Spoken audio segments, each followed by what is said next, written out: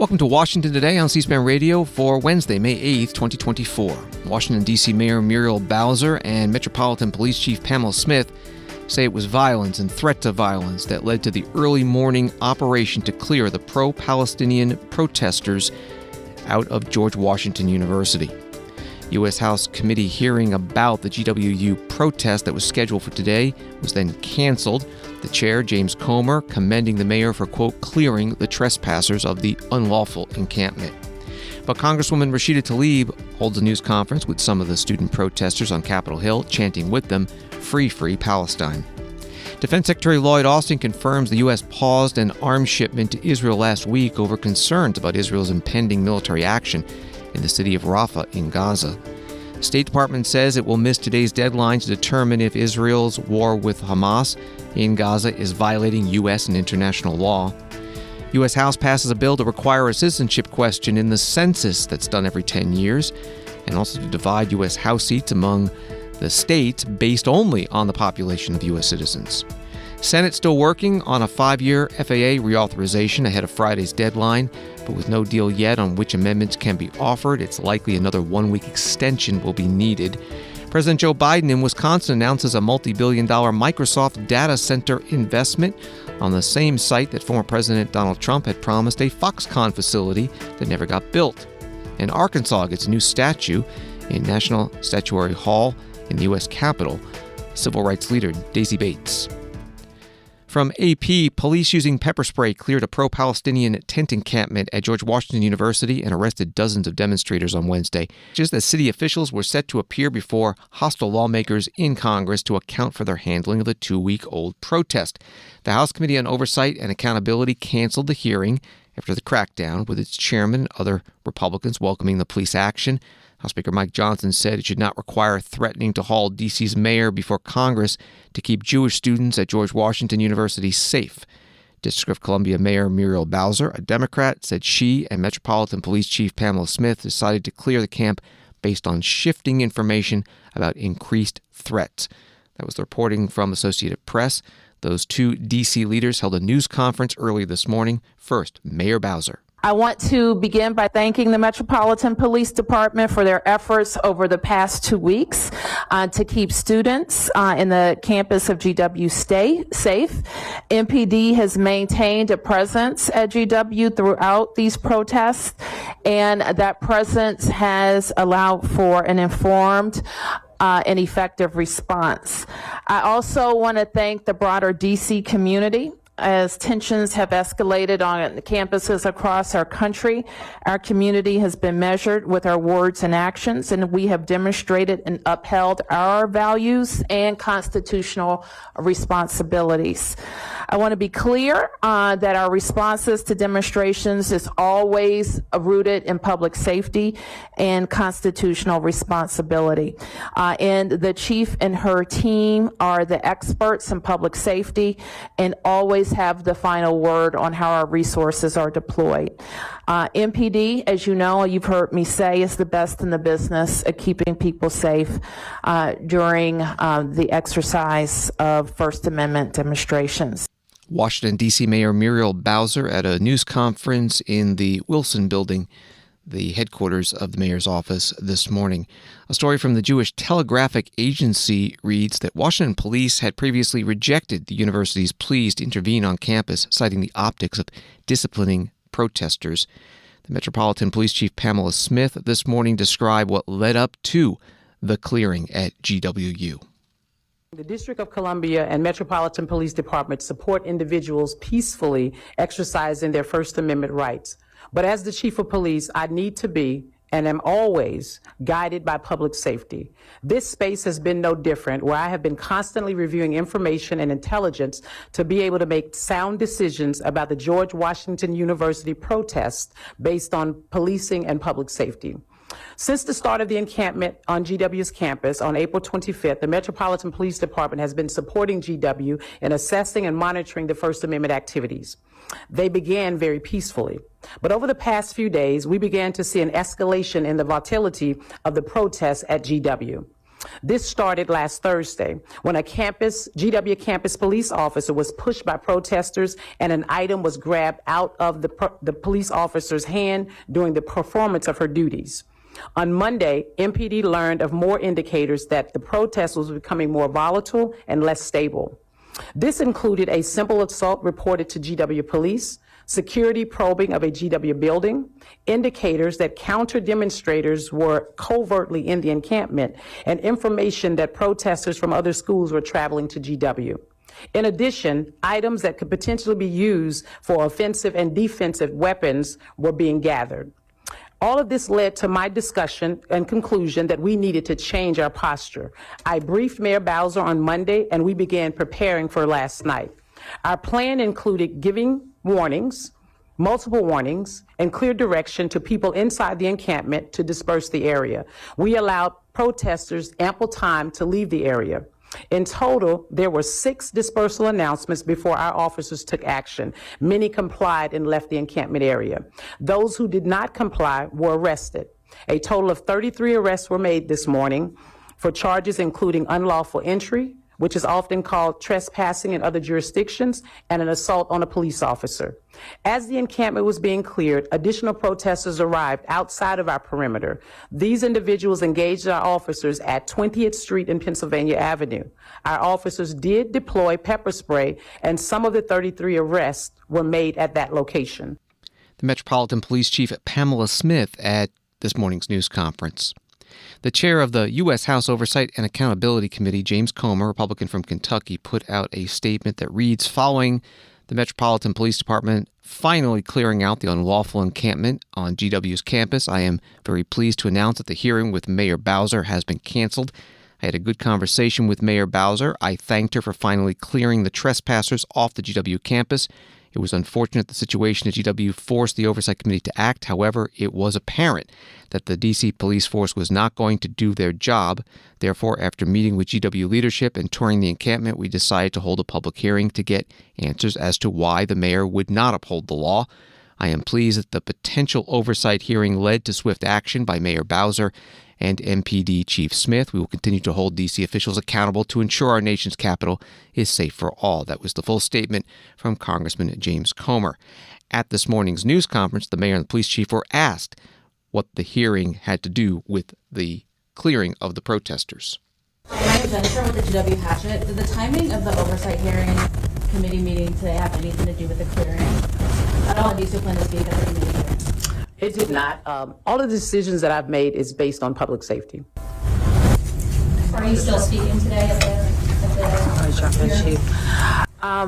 I had the opportunity to speak with Chairman Comer this morning, and he expressed his interest in making sure the city and the chief could focus on this ongoing operation. I expect that hearing will be pulled down. D.C. Mayor Muriel Bowser and the Metropolitan Police Chief Pamela Smith at a news conference early this morning in downtown Washington. And in fact, that U.S. House hearing was canceled. On Capitol Hill in the afternoon, a few House members held a news conference with some of the George Washington University student protesters. Among them, Congresswoman Rashida Tlaib, Democrat from Michigan. All honor is to these amazing, incredible students. Free, free Palestine! Free, free Palestine! Free, free Palestine! I want all the Democrats and Republicans to know they cannot arrest their way out of this growing dissent. Every corner of our country, people of different faiths, different color, skin, ethnicity, backgrounds of different types are coming together and saying Palestinians deserve to live. Yes, right. And that's something that, again, we should honor and respect and love on all of them for saying that over and over again. Last night, under the cover of darkness, when Mayor Bowser was set to testify before Congress, before our committee, police pepper sprayed, brutalized, and arrested nonviolent student protesters at George Washington University at 3 a.m. Shame! Shame! This is an explicit attempt to repress students exercising their First Amendment rights to protest their university's complicit actions on behalf of Israel's government's genocide of Palestinians. I want it to be clear, these students' First Amendment right does not end when they enter this campus grounds. It always stays on them as Americans, as people, as human beings here in this country. It is outrageous that police are now entering college campuses across our nation with their guns drawn, targeting students with pepper spray, tear gas, rubber bullets, and tasers. Shame. Shame. It is incredibly disturbing, though, you all, that my colleagues are so quick to denounce the student protesters, but are silent about these young people, about why they are protesting. Congresswoman Rashida Tlaib, Democrat from Michigan, at a news conference with George Washington University's students on the grounds of the U.S. Capitol building.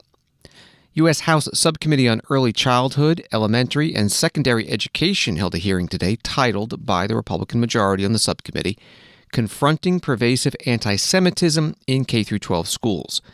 The witnesses were school leaders from Maryland, New York, and California, plus a representative from the ACLU. Here's a few minutes of the 2-hour hearing. Congressman Kevin Kiley, Republican from California, questioning Anika Ford Morthell, superintendent of the Berkeley, California Unified School District. You gave us a statement in your testimony where you said that any suggestion or assertion that anti-Semitism is pervasive in BUSD, that is at your district, is false. However, the Brandeis Center and the Anti-Defamation League have, as we've mentioned, filed a complaint. And for the sake of brevity, I'll read from their release, summarizing what's in it. It says, incidents include students repeatedly hearing anti-Semitic comments in classrooms and hallways, such as kill the Jews, non-Jewish students asking Jewish students what their number is, referring to numbers tattooed on Jews during the Holocaust, and Jewish students being derided for their physical appearance and demonized as evil. Students have also had to endure anti-Semitic teacher rants in class activities, teacher-promoted walkouts and praise Hamas, and even a second-grade teacher leading a classroom activity where children were writing "Stop bombing babies" on sticky notes to display in the building. Jewish students report being worried about mob violence, including being jumped at school. Many have said they removed their Stars of David and no longer wear Jewish camp t-shirts, and that they are learning to keep their heads down, hide their Judaism, and move through their school days in fear. Some students have left the district due to pervasive bullying. Parents have repeatedly reported anti-Semitic incidents to the administration, but BUSD has done nothing to address, much less curtail, the hostile environment. The eruption of anti-Semitism in Berkeley's elementary and high schools is like nothing I've ever seen before, said Kenneth Marcus, chairman of the Brandeis Center and former U.S. Assistant Secretary of Education. And yet you testified today, any suggestion or assertion that anti-Semitism is pervasive in BUSD is false. So my question is, if you're not willing to acknowledge the problem, why can we be confident that it's being adequately addressed? You can be confident that I am there in my schools every day, in the schools, in the classrooms with the babies, and I'm very clear that anti-Semitism, there have been incidents of anti-Semitism in Berkeley Unified School District. And every single time that we are aware of such an instance, we take action and we follow up and we take appropriate action at that. Okay. Can I ask you about the Israel-Palestine curriculum that's been introduced in some classes in the wake of October 7th? Did you approve this curriculum? So we do have a controversial policy that says if something is instigated or incited by our students, which was the case with this, that our teachers can respond. So yes, in response to both student interest and parent interest to discuss this in our classrooms, we did have a group of teachers who did try to create lessons to respond to the moment and engage our students in conversations. So you approved it? You approved the curriculum? Our teachers did create it, yes. And so one of the slides in this curriculum said, for some Palestinians, from the river to the sea is a call for freedom and peace. It then cited as support a quote from Congresswoman Tlaib, who was censured by this body in a bipartisan vote. Do you think that's an appropriate thing to have on a slide for students? What was on the slide again? Say it again, please. It said, for some Palestinians, from the river to the sea is a call for freedom and peace. Do you think that's appropriate? So we definitely believe that it's important to expose our students to a diversity of ideas and perspectives. And if it was presented as a perspective, I do think it's appropriate. You do? So you think, I think, is it any wonder, and you said earlier you thought this was anti-Semitic, and you put this on a slide in the classroom and then students go around the halls saying it. I don't think there's anything surprising about that. Congressman Kevin Kiley, Republican from California, questioning Anika Ford Morthell, who is superintendent of the Berkeley, California Unified School District, at today's House Education and the Workforce Subcommittee hearing looking at anti-Semitism in K-12 schools.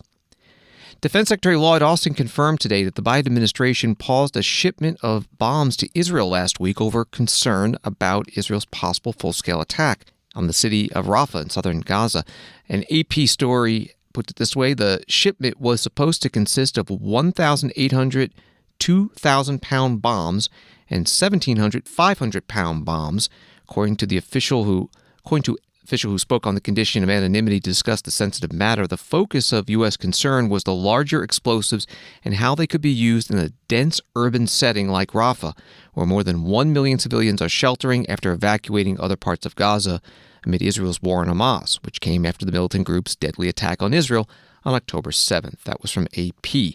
Secretary Austin testified before Senate Appropriations Subcommittee, getting these questions from Shelley Moore Capito, Republican of West Virginia. Let me ask both of you a question here about the reports that of withholding weapons. We all voted, many of us, I certainly did, and was pleased to support the bill by 79 to 18 to reinvigorate not just our own defense industrial, but also to give aid to several other entities. What is the status of withholding our weaponry that we voted to send to Israel? Are we doing that? Or why are we doing that? Again, our commitment to Israel is ironclad, Senator. And as I said earlier, since October 7th, we have flowed in billions of dollars worth of security assistance. As you just mentioned, you just passed the largest supplemental in history that's focused on Israel. And we're going to continue to do what's necessary to support Israel. Are those reports false, then, that I'm reading? No, we are currently reviewing some near-term security assistance shipments in the context of the unfolding events in Rafah. So we are withholding our shipments of weapons predicated on the strategy that Israel's employing and going into Rafah. Is that the bottom line here? We've not, again, we're assessing. We have not made any final decisions on this yet, but to answer your question, yes. There are some things that we're taking a closer look at. Okay, that's an answer that's, well, thank you for clarifying it. I wouldn't say I agree with it, but thank you for clarifying it. Senator Shelley Moore Capito, Republican from West Virginia, questioning Defense Secretary Lloyd Austin at today's Appropriations Subcommittee hearing looking at the fiscal year 2025 defense budget proposal. Also testifying the chair of the Joint Chiefs of Staff, General C.Q. Brown. Politico article has some quotes from some members of Congress about this pause of arms shipments to Israel. Becca Ballant, House member, Democrat from Vermont. I think this is really speaking to the large swath of the Democratic caucus that needs to see a change. We're trying to turn the Titanic. Israel is a strong ally of ours. I think most Americans support Israel as a sovereign, secure Jewish state, and they're also holding this deep despair about the way Israeli Prime Minister Benjamin Netanyahu has conducted the offensive in Gaza. And from Congresswoman Debbie Wasserman Schultz, Democrat of Florida, I don't think there should be a pause. So if that's the case, then that's concerning. But I'm also not that worried because this is a country in which we're regularly speaking with every single day, and we're literally embedded with one another in terms of our military cooperation. The U.S. State Department said today it will not be delivering its report to Congress about whether Israel has violated international humanitarian law in its war in Gaza by today's deadline. A Reuters article reads, a national security memorandum known as NSM-20, President Biden issued in February, requires the State Department to report to Congress by May 8th on whether it finds credible Israel's assurances that its use of U.S. weapons does not violate U.S. or international law. At today's State Department news conference, here's AP reporter Matt Lee questioning spokesperson Matthew Miller. If I tell my editors I'm going to have a story done by Friday, and then I say on Friday morning that sorry, I can't do it. Sure. We'll do it until wait until Monday. But that's one thing. Congress is not our editor. Congress is a co-equal branch, not our editor. Just to be clear. But if you guys say that we're going to have this to you in 45 days, and then you don't. What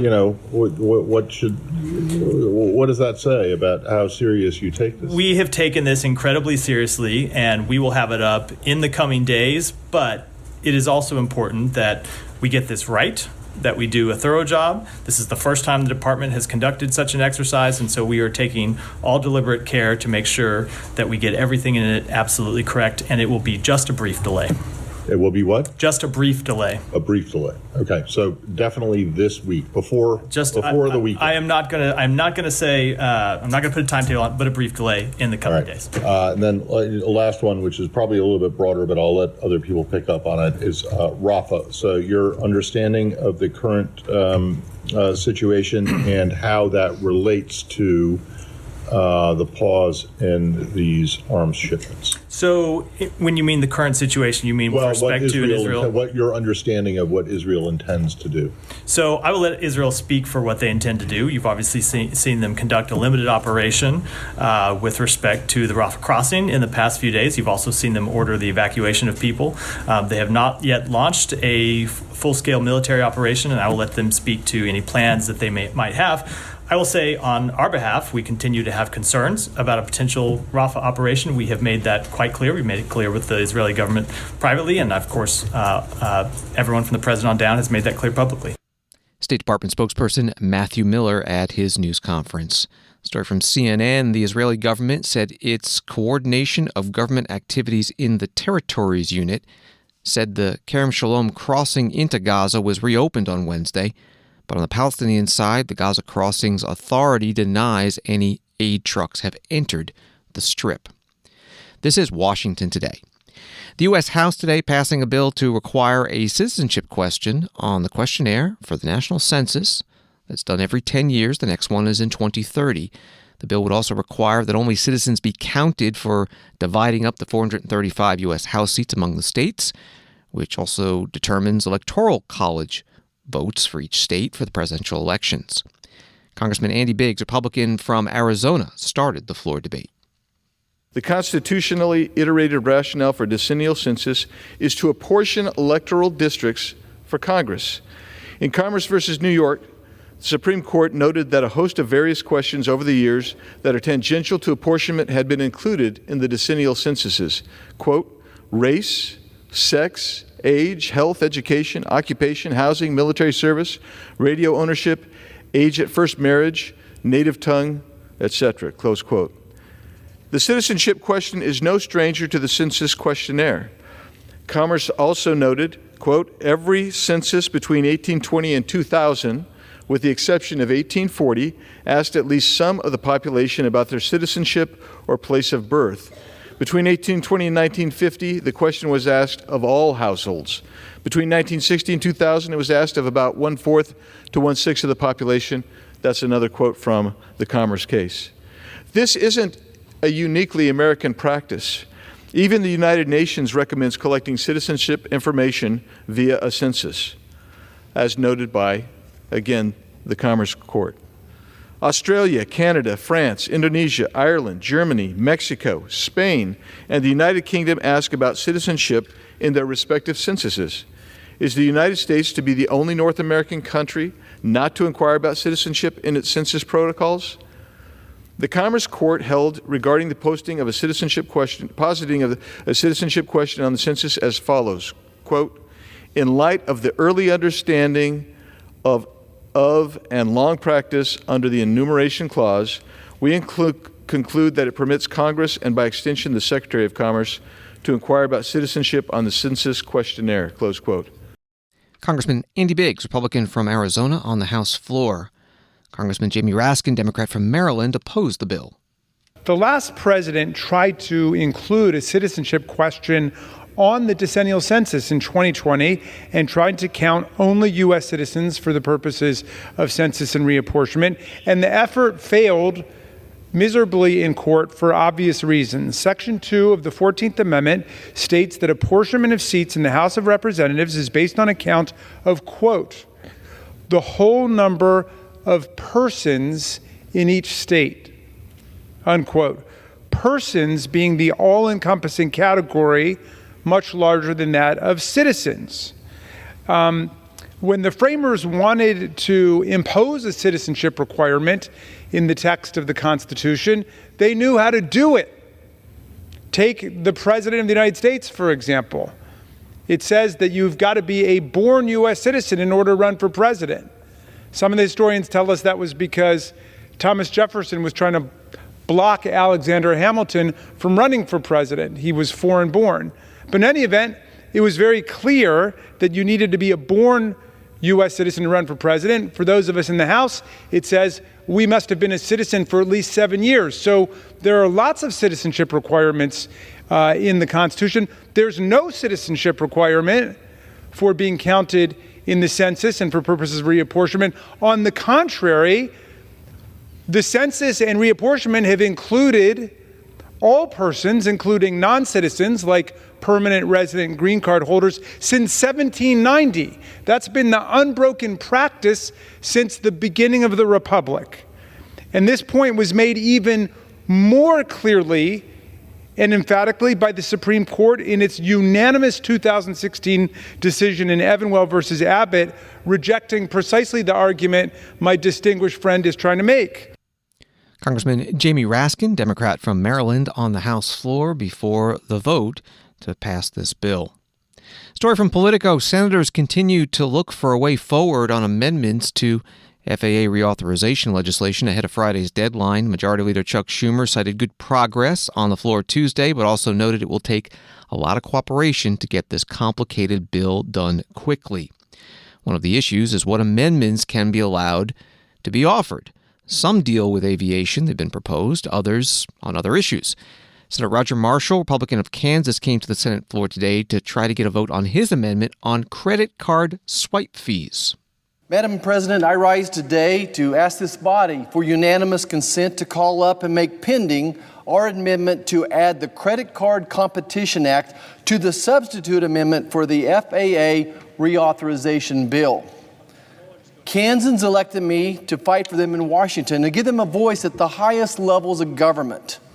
And I humbly took this job and that responsibility seriously. For that reason, I stand here today to say that I will not fall in line and cower to the standard operating procedures up here that puts United States senators in the back seat and blocks us from bringing our priorities, the priorities of the people, to the floor. Kansans want their voices to be heard and not sidelined by D.C. lobbyists and special interest groups who are blocking and tackling our priorities behind the scenes. Every senator in this chamber should have the right to hear and vote on their amendments. Many of my colleagues and I welcome this debate. It's healthy. Let's have the debates. Let's take the hard votes. What's the harm? I ask everybody, what is the harm of these discussions, of these debates, and then letting the cards fall as they may with each vote? Each senator deserves the opportunity to bring their amendments to the floor and make their case. Back home, I've crisscrossed Kansas, meeting with small businesses and owners across the state. And at every meeting, they look me in the eyes and they say they need some type of relief. The price of business is simply too high. And unfair, outrageous swipe fees from Wall Street and the Visa MasterCard duopoly are pulling the rug out from under them, making it unaffordable to do business. Senator Roger Marshall, Republican from Kansas, on the Senate floor after he asked unanimous consent to get his amendment up for a vote. Senator Maria Cantwell, Democrat from Washington State, chair of the Commerce, Science, and Transportation Committee, which has jurisdiction over the FAA bill, objected. The FAA and the National Transportation Safety Board need reauthorization by this Friday. So the leadership of both the House and Senate have decided to best move forward to meet that deadline. The best thing we can do is to keep the subject of this debate to germane amendments. So we have all four corners, not one person, not one individual, but all four leadership teams saying we need to get this bill done and we will consider amendments that are germane to this subject. So I hope my colleagues will turn down my colleague from Kansas' request and move forward with an FAA bill so we can get this done, make sure that we're implementing the most important safety standards possible today. More air traffic controllers, more near runway mist technology, 25-hour cockpit recording, and make sure that we are giving consumers the refunds they deserve. Madam President. Therefore, I object to the senator from Kansas. Senator Maria Cantwell, Democrat from Washington State, on the Senate floor. And then the Senate did take a procedural vote to see whether that amendment from Senator Marshall and others could be offered, and it failed, 12 to 85. CNN reports that some other non-FAA related amendments filed to this bill include lifting tariffs on some titanium sponge imports, which proponents say would ease U.S. production of titanium metals, clearing the way for local groups to clean up abandoned hard rock mines, revitalizing an internet access program, extending a lifeline to rural and low-income Americans, and adding whole milk back to the school lunch menu. Plenty of aviation amendments as well, including one on whether to allow additional flights in and out of Ronald Reagan Washington National Airport. With the Senate not yet reaching an agreement on amendments, the House today passed a one-week FAA reauthorization extension ahead of Friday's deadline. On the House floor, here's Sam Graves, Republican from Missouri, chair of the Transportation and Infrastructure Committee. Thank you, Mr. Speaker. H.R. 8289 extends the statutory authorities of the Federal Aviation Administration, FAA, through May 17th, 2024, while the extension provides for key extensions of FAA authorities such as the continued collection of aviation excise taxes that the safe operation of the national airspace is very dependent on. It's largely needed to accommodate the Senate's inability to successfully pass the conference FAA bill in time for the House to take a final vote on Friday, or before Friday. The House did its part to provide for a long-term reauthorization of the FAA on time and well ahead of schedule when we passed H.R. 3935 last summer in overwhelming bipartisan fashion with more than 350 votes. It's unfortunate that the Senate's process for considering its FAA bill continues to be plagued by delays necessitating this extension. I know my colleagues in the House are ready to send the compromise bill to the President once and for all. And the good news is that we are so close to doing that, so close.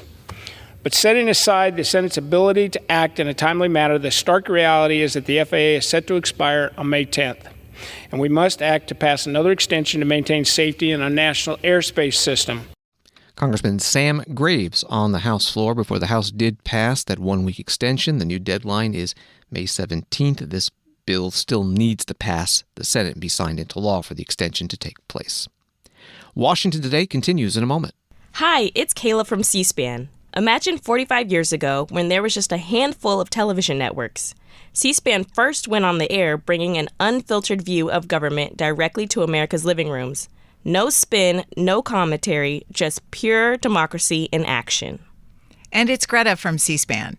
It was a bold experiment. We finally had a front row seat to Congress, the White House, and the campaign trail, all without government funding. As we celebrate 45 years and a legacy of unfiltered access, we ask for your support of a donation in honor of our 4 decades of service. Your gift, no matter how big or small, will help maintain this vital resource for access to the democratic process. You can help ensure another 45 years of witnessing history unfold and empowering citizens to be informed and engaged in the political process. Visit cspan.org/donate today and join our 45th anniversary campaign. Thank you for supporting C-SPAN, your unfiltered view of government. Visit cspan.org/donate today to make your gift of support. Thank you. Welcome back to Washington Today, available as a podcast wherever you find your podcasts and on the free C-SPAN Now mobile app. From NBC News, President Joe Biden traveled to Wisconsin on Wednesday to announce a $3.3 billion investment by Microsoft to build a new artificial intelligence data center. The data center will be built on the same property of a planned $10 billion Foxconn facility that former President Donald Trump had touted during his presidency as a major revival of tech manufacturing in the U.S., but those plans never materialized. The Taiwan-based electronics manufacturer later drastically scaled back plans for the factory that Trump once called the eighth wonder of the world, reducing the number of new jobs from 13,000 to the roughly 1,000 spots that are filled now, the Milwaukee Journal-Sentinel reported. That's via NBC News. Today's event was at the Gateway Technical College in Stuyvesant, Racine County, Wisconsin. Microsoft Vice Chair and President Brad Smith spoke first. I first want to say on behalf of all of my colleagues from Microsoft here today, how pleased and honored we are to be here to announce that between now and the end of 2026, we will invest and spend $3.3 billion right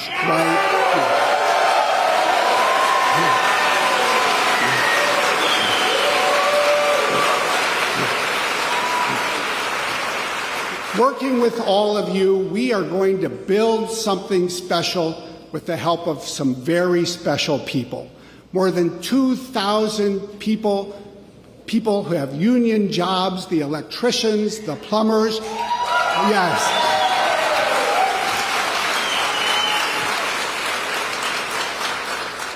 And we are going to be building among the world's most advanced AI and cloud data centers that you will see anywhere. And it's not just the jobs that we're creating here. We are creating manufacturing jobs across the state of Wisconsin. As we get steel from near Wausau, as we get chillers from La Crosse, as we get generators from near Madison. This is literally creating jobs across the state of Wisconsin. Brad Smith, Microsoft Vice Chair and President, today in Wisconsin with President Biden. 6 years ago, when my predecessor came to Racine with the promise of, quote, reclaiming our country's proud manufacturing legacy. Well, we had infrastructure day every week for 4 years, didn't build a damn thing. He and the administration promised a $10 billion investment by Foxconn to build a new manufacturing complex, to create 13,000 new jobs. In fact, he came here with your Senator, Ron Johnson, literally holding a golden shovel, promising to build the 8th wonder of the world. Are you kidding me? Look what happened. They dug a hole with those golden shovels, and then they fell into it. Look, they didn't shovel other dirt. They did shovel some dirt. 100 homes were bulldozed. They wasted hundreds of millions of dollars of your state and local tax dollars to promise a project that never happened. Foxconn turned out to be just that, a con. Go figure. In just 4 years under his administration, instead of creating 13,000 jobs in Racine, my predecessor and 1,000 manufacturing jobs, rather than creating them, 1,000 manufacturing jobs left Racine. 83,500 total jobs left Wisconsin during my predecessor's term. But that's not on my watch. We're determined to turn it around. Thus far, since we've come to office, we've created, and with the governor's overwhelming leadership, we've created over 178,000 jobs in Wisconsin. And we're going to create more here in Racine, and big time.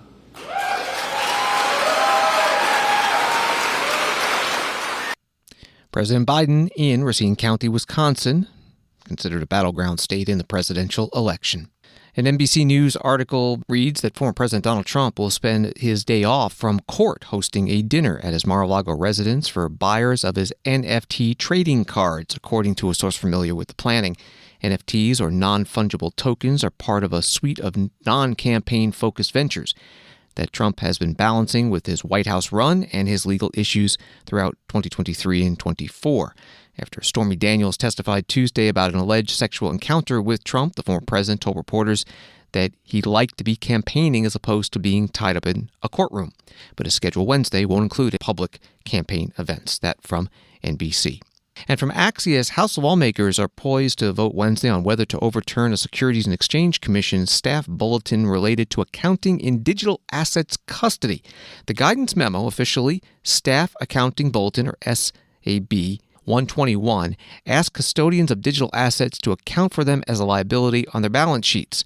SAB 121 has become something of a lightning rod, uniting crypto shops and major banks against the SEC. Critics argue it would deter banks from scaling a crypto business by imposing onerous capital requirements. That was from Axios. Here's some of the floor debate. Congressman Mike Flood, Republican from Nebraska, sponsor of the bill. First, let me begin by briefly explaining what a staff accounting bulletin is. Staff accounting bulletins are technical accounting guidance for public entities. They're typically non-controversial in nature, and importantly for this debate, they are not rules. Guidance is not supposed to dictate a major change in policy. That's what our notice and comment rulemaking process is for. This specific bulletin effectively requires banks to put digital assets held in custody on their balance sheet. Simply put, that's not how custody usually works. As Federal Reserve Chairman once said, custody assets are off balance sheet, always have been. That's a quote. This bulletin upends custodial practice for banks, and it effectively keeps banks out of this market entirely.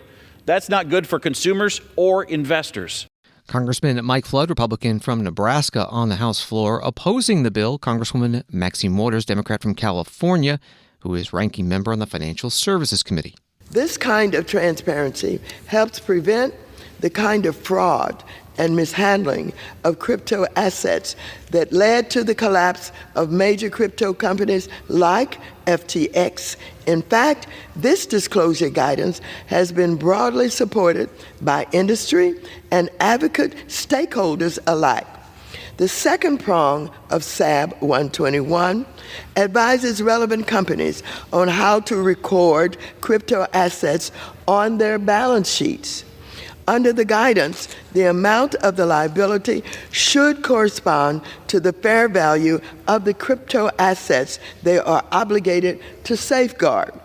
This ensures that the company providing custody services has sufficient resources to secure these assets for the users against any theft, loss, or other misuse that could result in financial consequences. The SEC has explained that this guidance is prudent due to the unique risks and uncertainties associated with crypto assets. Congresswoman Maxine Waters, Democrat from California, on the House floor. After the House passes the bill, sends it to the Senate, the White House has indicated its opposition. On Wall Street today, the Dow up 172, NASDAQ down 29, S&P down a fraction. On the House floor, Congresswoman Marjorie Taylor Greene, Republican from Georgia, after threatening to do so for a few weeks, has now offered her privilege resolution to remove House Speaker Mike Johnson, Republican from Louisiana. For what purpose does the gentlewoman from Georgia seek recognition? Mr. Speaker, pursuant to Clause 2A1 of Rule 9, I seek recognition to give notice of my intent to raise a question of the privileges of the House. The form of the resolution is as follows. Declaring the office of Speaker of the House of Representatives to be vacant.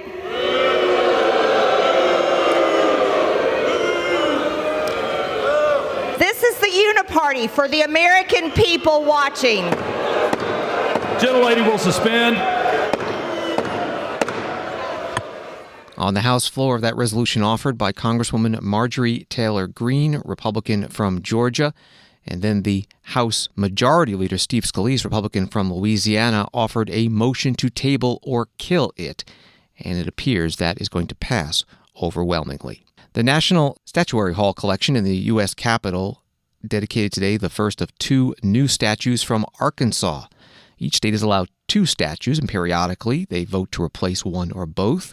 Arkansas's newest is Daisy Bates, a civil rights leader who helped integrate public schools in Little Rock in the 1950s and was a mentor to the Little Rock Nine, the first African-American students that entered Little Rock Central High School.